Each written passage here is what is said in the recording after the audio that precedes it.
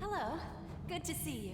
Alright there, Revenants, welcome back to Code Vein and the Road to 100, where today we're going up against Mido, and so what we're doing is we're going to run Fighter, which we haven't run Fighter in like forever, and so this will be kind of interesting that on our Blood Veil we have a very high amount of slash resist, and so 62 is really good. This is the highest in the Blood Veil in the game that for slash resist, and it does not it does not disappoint. And so here what we're going to also do is we're going to run the Argent Wolf Hammer with a whole bunch of active gifts here. Now if you'll notice, this costs 6, this costs 6, and this costs 5. So what we will be doing is when we pair up with Jack, you'll notice that our max I-core here is 16 right now, and so we can't go for a Jack right off the bat, right? Since this is the Jack run, we gotta do all things Jack. So what we gotta do here at the beginning is we gotta go for something like Rush of Blood, and because we have a Hound's Veil, we'll be switching back to Regenerative Drain, and we can actually use that to our advantage to get back health and stuff. Because we have a huge amount of slash resist, we're able to take at least 3 hits before we actually go down and die. So it's really good, and because we're going to be paired up with Fatal Surge, the only thing we have access to are our Pure Bloods and Regen Inducers. So those are the only things that we'll be able to use, and we should, on a normal attack, be getting back about 3 to 4 I-core in a single hit, and since these are pretty expensive here at 6 and 5 I-core apiece, we should be able to do 2 hits and then a gift, and then 2 hits and then a gift, and then 2 hits and a gift. And because these are all on pretty high cooldowns here, 15 seconds, 10 seconds, and 6 seconds, we'll be able to cycle these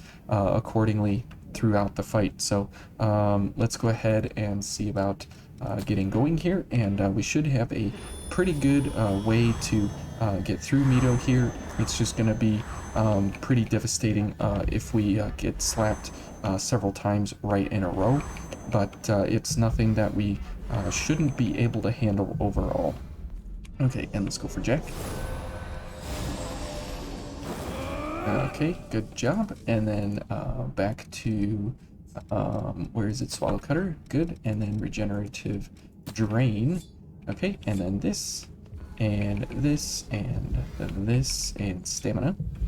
And now we should be able to dash up to him pretty easily here. Okay. And we'll get a little bit of I-core there. Okay. And you can see there we take the hits, and we're okay. Okay. Okay. Oops. Okay, and we should be able to stagger him pretty easy at certain points here. There we go. Okay, and then another hit, and we'll go for a Tormenting Blast. Good. Okay, and we'll go for another I-core here, and let's go for some I-core and health. Good. Oops. Oh no, Jack, where are you? Oh, so we almost got him in that first go there, and you can see that the cycling of the gifts is pretty beneficial overall. And if we start with Rush of Blood here, we should be okay to have an extra 12 I-core to start out. We just won't have any kind of stamina here to make the run back. But the consistent I-core recovery into his stagger, into the continuous cycling of your different gifts really makes for some really good ways to beat Mido into the ground here. And because the Argent Wolf Hammer is a pretty good weapon overall, as you see here, we're at 1582, which then we're doubling that, and then doubling that again because of our gifts. So something like Jack here with Fatal Surge, that doubles our damage into the almost 4,000 range here.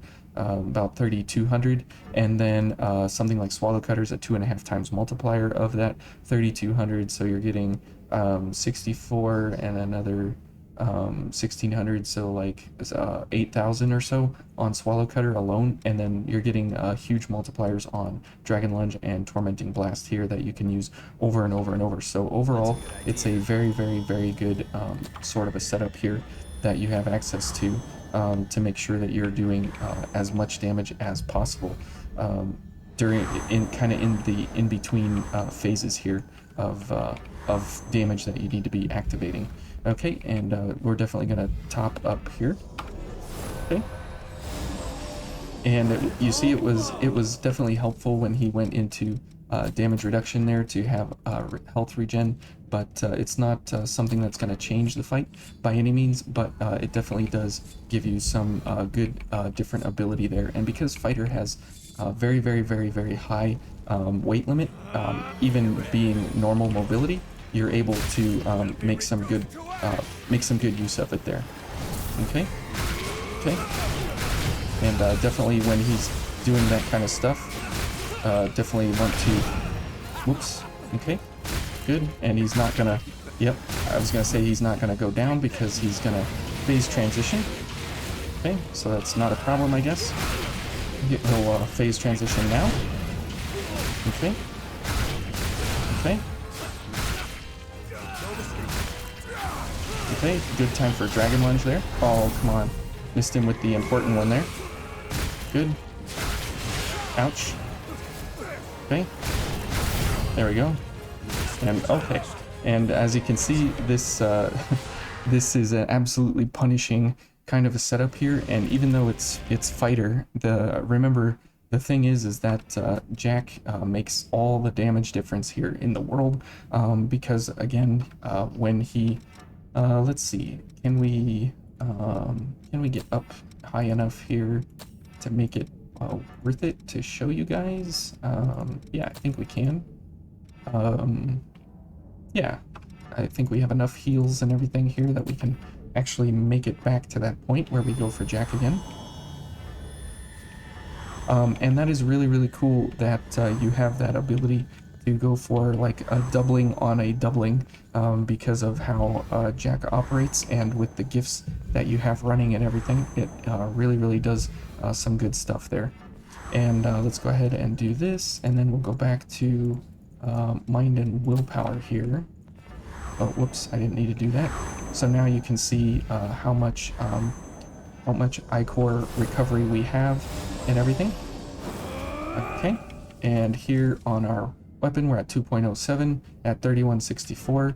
And remember that when you're running some of the other gifts that we had there, you can do up over you know, about 7 to 10,000 on a gift. So very, very cool that that's possible, and that you can have huge amounts of iCore recovery with a pretty heavy weapon here overall. And it can be a lot of fun to you know, go for some of these kind of crazy different setups here that you would never normally actually try, because fighter, after the first kind of area of the game, it's kind of never really given another look, because of the fact that it's superseded by so many other blood codes of so much better variety, that you never actually get back to a point where you're revisiting different old blood codes and stuff on the more advanced weaponry and the more advanced tactics. But that's the cool thing about pairing up with Jack, is that he really does make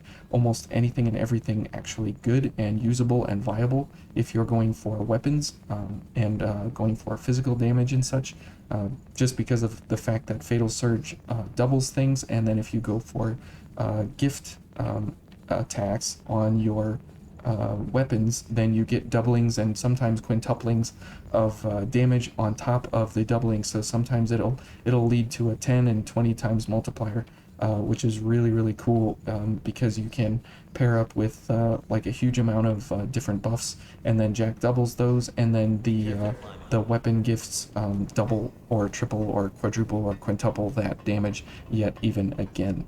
So really, really, really good stuff if you can, if you can pair up with Jack. Obviously you guys all know about the one-shots and everything with Jack and so on and so forth, blah blah blah, but it's pretty cool when you can do it, when you can do some of these high damage and high defense setups here. As you can see, we're at 150 weight, and there's not another blood code in the game where you can be 150 weight and normal as the base value here, because if you go for something like Queen's Breath, this has a pretty bad weight mobility here. If you go for Pollux, this is a slow blood code, so you have to get past 300, but these have some significant drawbacks here, as you can see here.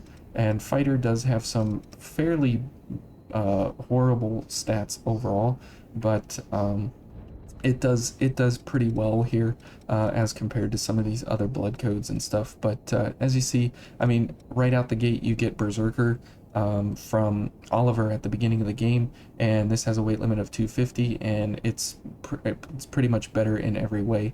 You can use Revenant's Ambition on this as well and get up there in that high weight regime as well. So Fighter is obviously superseded by then Berserker, by then Atlas, and then most likely Queen's Breath from there, and then probably Dark Knight, because you get a little bit faster mobility here, and then probably Hephaestus, and then by that time you'll get to Ishtar at the end, and then this will just probably supersede all of your physical damage setups and everything, because as you can see here, it just blows Fighter away in health, stamina, Ichor, defenses, gift values, and basically all of the